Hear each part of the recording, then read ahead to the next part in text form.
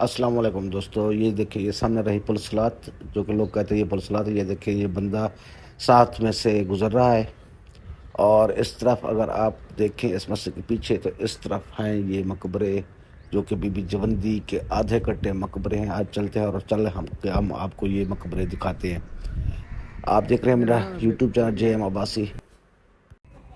تاریخ و آدم و عالم گواہ ہے کہ کائنات کے پالن ہار نے زمین کے کچھ خطوں کو حدث زمانہ کا شکار ہونے کے باوجود ان کی تاریخی نشانوں کو مٹنے نہیں دیا۔ ان میں پاکستان کا تاریخی شہر اچ شریف بڑی اہمیت کا حامل ہے، جو پنجاب کے ضلع بہاولپور میں واقع ہے۔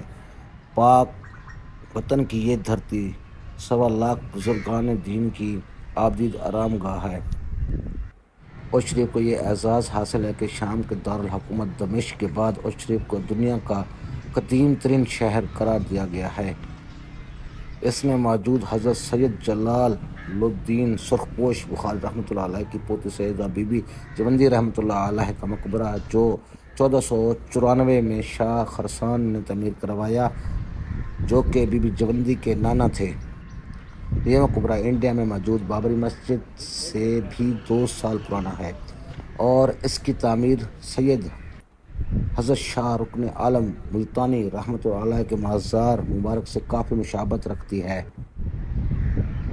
اس مقبرے کی قدامت اور تعمیر کی وجہ سے وطن و عزیز بالخصوص اچ شریف کو شہرت حاصل ہوئی ہے، جو کسی ملک کو نہیں۔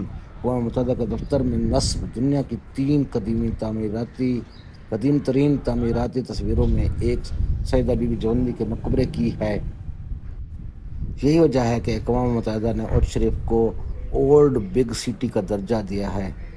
یہ رہا بی بی جوندی کا مقبرے کے ساری معلومات جو کہ اس بورڈ پہ نصب ہے، اگر آپ نے پڑھنے تو بریک کر کے پڑھ سکتے ہیں۔ یہ رہا مقبرہ بی بی جوندی کا۔ یہ دیکھیں، یہ اس طرف سے بالکل آدھا کٹا ہوا ہے، اور اس طرف سے بالکل آپ دیکھ سکتے ہیں کہ ایسے پتہ لگتا ہے جیسے کہ اسے کچھ ہوا ہی نہیں۔